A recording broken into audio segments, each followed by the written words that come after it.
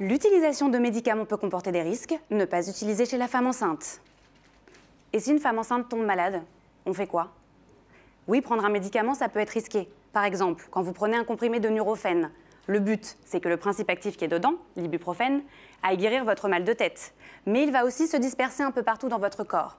Et ça peut provoquer des effets indésirables. Bon, tant que le médicament est très efficace, on accepte de prendre le risque. Mais une femme enceinte, elle ne peut pas prendre ce risque, parce que ça pourrait être dangereux pour son bébé. Et tout ça à cause d'un organe un peu particulier, le placenta. Le placenta, c'est comme un filtre qui fait le lien entre la mère et son bébé.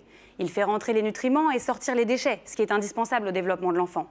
Sauf que quand une femme enceinte avale un médicament, le principe actif qui se balade partout, il va atteindre le placenta. Et le problème, c'est que le placenta ne va pas faire la différence entre un principe actif et un nutriment, et il va le laisser passer du côté du bébé, ce qui peut être dramatique.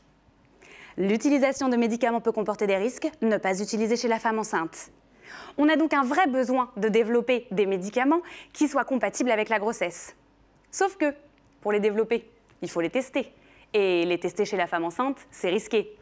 Donc personne ne veut les développer, donc il y a peu de recherches sur le sujet, et donc on tourne en rond.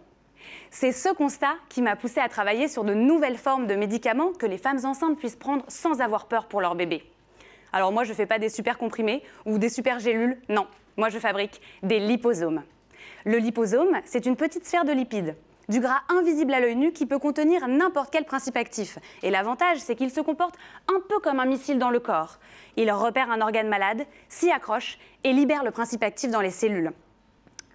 À l'inverse des autres médicaments qui, eux, larguent leur principe actif un petit peu partout. Donc techniquement, ce que je fais, je greffe à la surface du liposome une protéine bien spécifique qui lui permet de reconnaître l'organe malade, un petit peu comme une clé avec une serrure. Ensuite, je mets mes petits missiles en contact avec des cellules de placenta et j'observe au microscope où ils vont. Et c'est comme ça qu'en 2 ans de thèse, j'ai obtenu 3 sortes de liposomes. Les premiers liposomes, ils traversent le placenta et vont vers le bébé. Bon, ça, c'était pas mon objectif, mais on pourrait imaginer traiter le bébé directement dans le ventre de sa mère. Les deuxièmes liposomes, ils reconnaissent le placenta sans le traverser, et ça, c'est parfait pour les maladies du placenta. Et les troisièmes liposomes, ils ignorent le placenta. Et avec eux, on peut enfin espérer traiter la maman sans risque pour son enfant. Aujourd'hui, j'affine encore la composition de mes liposomes. Et je crois bien que je ne suis pas loin de donner un petit peu de travail aux publicitaires qui pourront dire « L'utilisation de médicaments peut comporter des risques, mais peut être utilisée chez la femme enceinte ».